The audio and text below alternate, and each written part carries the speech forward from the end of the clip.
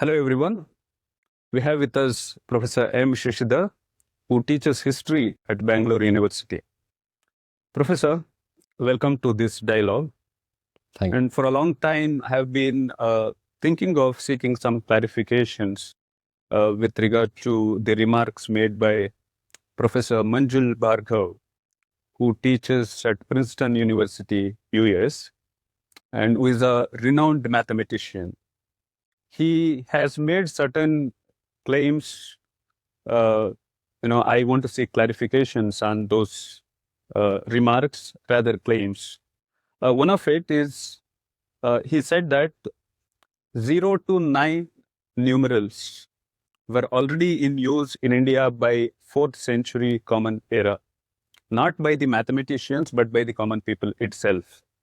And he corroborates his argument with the Bakshali manuscript. And so far, our understanding is that 0 was India's invention, and 1 to 9 are the Arabic numerals. Now, Professor Bhargav claims that 0 to 9 were the Indian origin numerals. So, what's your take on this, and what would you like to say on this claim? thank you, Mahesh. Uh, you see, the history of India is mired by many controversies. It has been with great difficulty that the history and culture of India has been recorded and documented by the colonial writers. However, you see, uh, it is a well known fact that the discovery of zero alone could be attributed to the Indians, while the rest of the numerals were not known at all to Indians and known to somebody else. So it's not something that is quite understandable.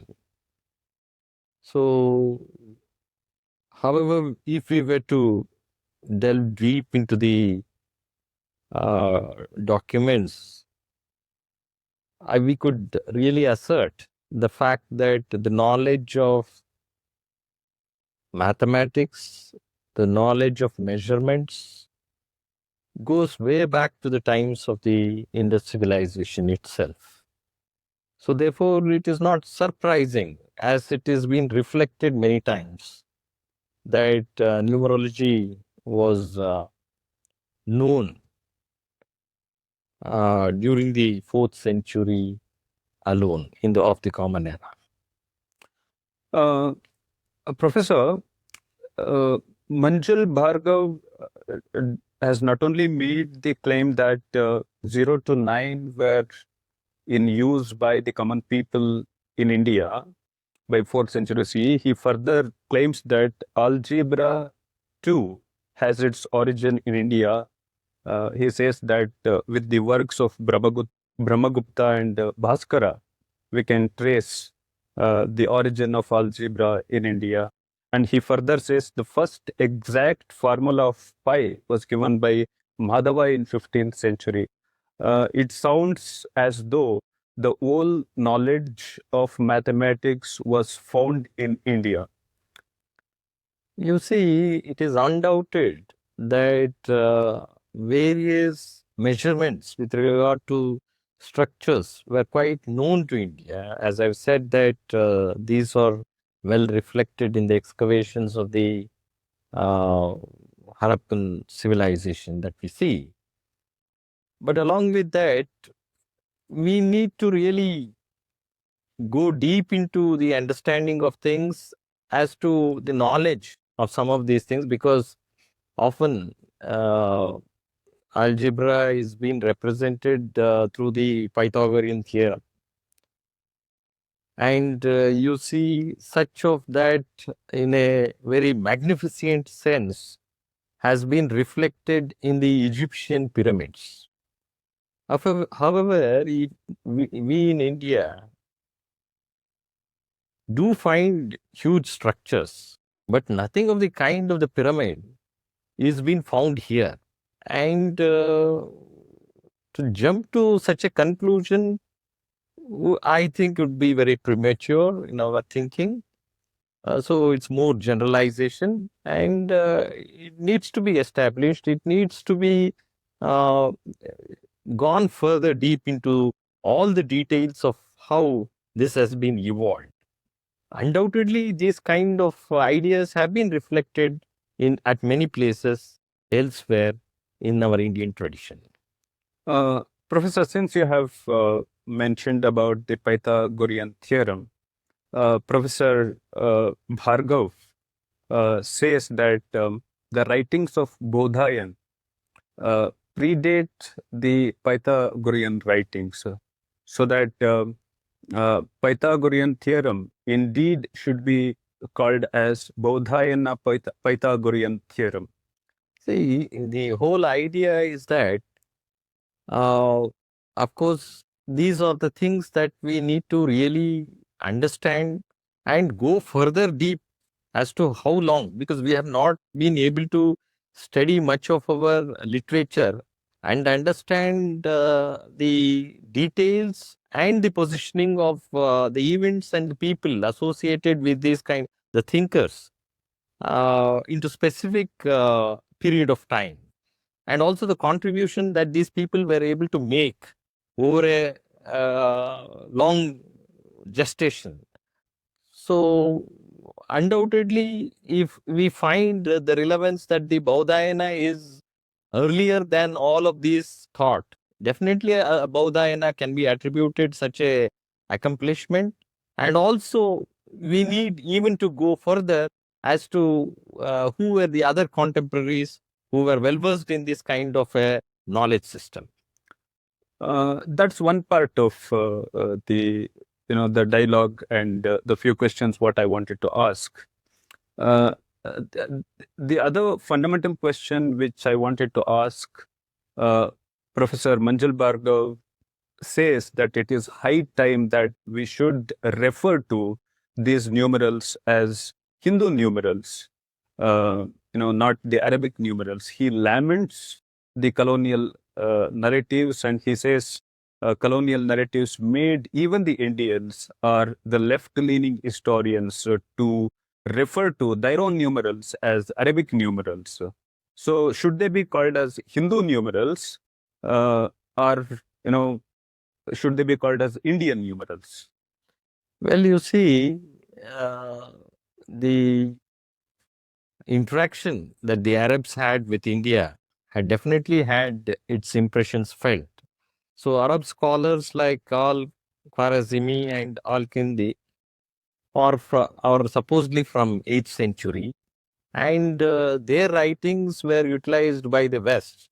So, as a natural result, they have been able to get that kind of knowledge from the Arabs, and therefore that is how they have named it as Arabic numerals. But now it is high time, really, that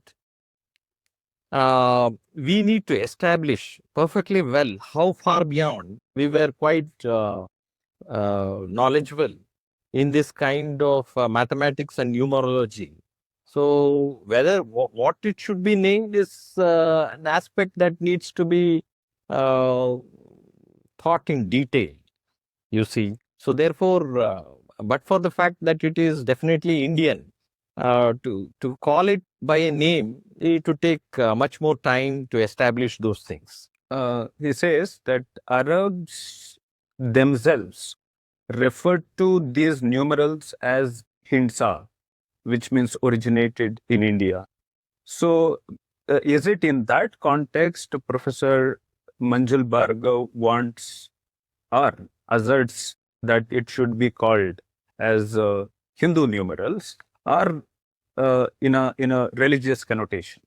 No, there's no religious connotation at all involved in this. When he's talking about Hinsa, when Arabs called it Hinsa, they are talking about a geographical terrain. And but we need really to go and find as to where these kind of ideas emerged and what therefore should be really the connotation with which we should name those things. So this is my opinion. Uh, well, Professor, now I would like to ask one last question with regard to the remarks that you have made earlier. You said this knowledge of mathematics was there even before the Indus Valley civilization. Do you have any evidences to corroborate it or to evidence it? No, to correct you, what I was trying to say is during the Indus, there is definitely the idea of measurement and some kind of numerology that has been used, number system that has been used. But we have not been definitely able to uh, get into those details. But however, you see, now, right now, the discussion that has been brought forward is one of Bakshali inscription, through which Professor Bhargava has tried to suggest that the Indians knew the numerals even before, the commoners knew the numerals even before this point of time. However, Bakshali writing, it has been suggested that it is in a Gatha dialect, and that Gatha dialect is found in the Buddhist literature. If this supposition is correct, then the manuscript of the Bakshali is the first of the Buddhist arithmetical work that we ever have. And way back in 1883 itself, some of the scholars have suggested that the Bakshali manuscript is 8th to 9th century AD. And a few other scholars have suggested that it is in ancient Prakrit or Pali form. And there is also a study particularly made on the Bakshali manuscript itself, uh, edited by Swami Satyaprakash Saraswati and Dr. Usha Jyotishmati.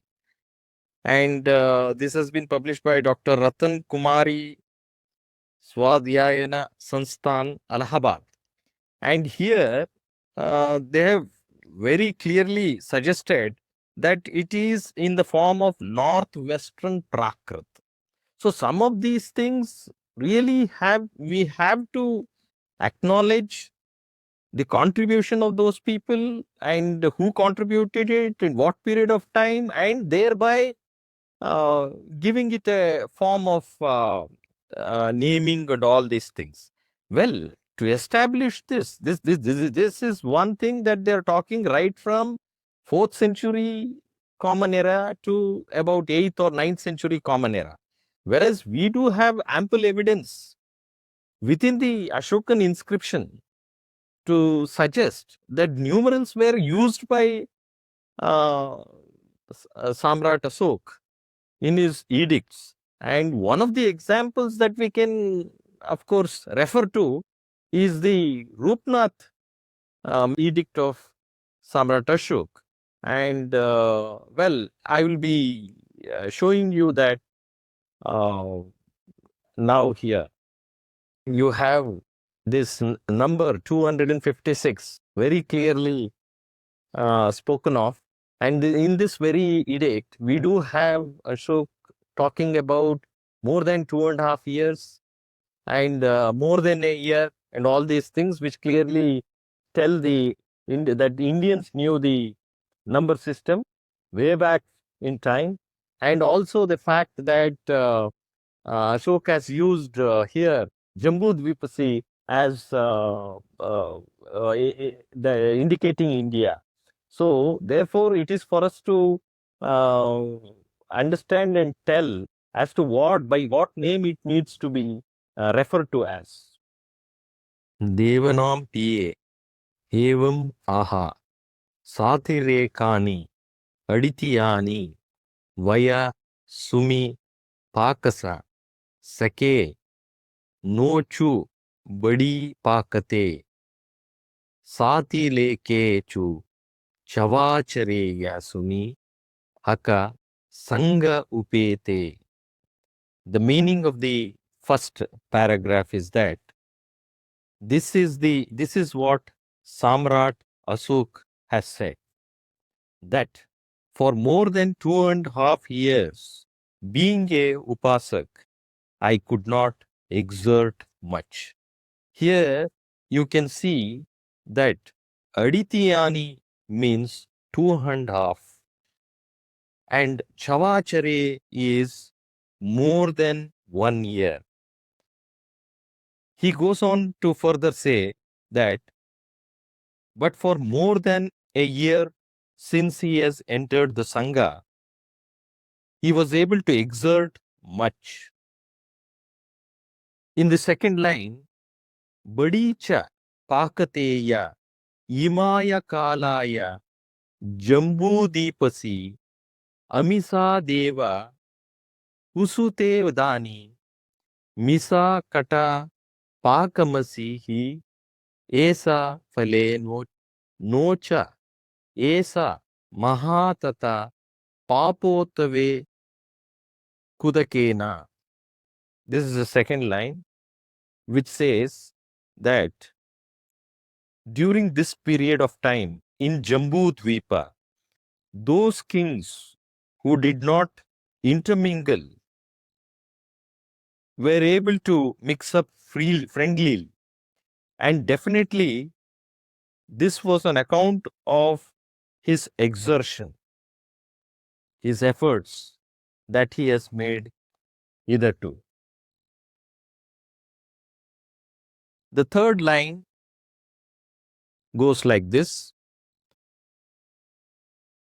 Kudakenapi Paka Masinena Sakiye Vipuleya Swagge Arodhave Yetiya Attayacha Savane Kate Kudakacha Udalacha Paka Matuti Atapi cha Janantu Iya Pakarava, which can be translated like this: in this way, not only the elite were able to achieve it, even the ordinary also, with zeal and exertion, can possibly and abundantly attain heaven. In this way, through the proclamation made, the gap between the high and the low could be reduced. The people in the border should also know that with efforts, they can also come together and achieve bliss.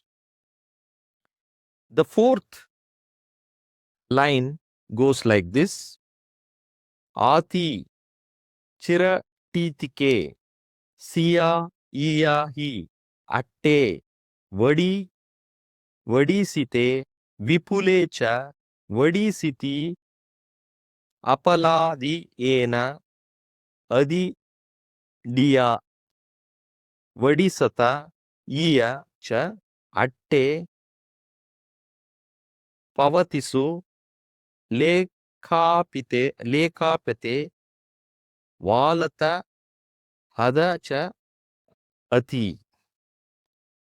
The fourth line suggests that in this way, with the practice of the eight, that is the eightfold path, much more will it last eternally and will progress abundantly and will 1.5 times develop considerably without hindrance. The benefit of the eightfold path be engraved on the hills for the benefit of even the people on the borders. The fifth line reads like this: Salatabe Sila Thambasi Laka Petavayata Etinacha Vaya Janena Yavataka Stupaka, Ahale, Savara, Vivasetavaya, Ti, Utena, Savane Kate, 256, Sa, Tha, Vivasata, which tells that it be engraved, that the information that he is given be engraved on the rocks and the stone pillars. In this way, the proclamation, the letters are written as far as the districts everywhere during his tour, on tour in the month of Savan in the year 256. This 256 and the various explanations with regard to the uh, years that are mentioned, 1.5 times, 2.5 years, eightfold path, all this sufficiently explains the kind of idea that our ancestors had with regard to the knowledge of the numerals and the numbers and the counting system. Thank you.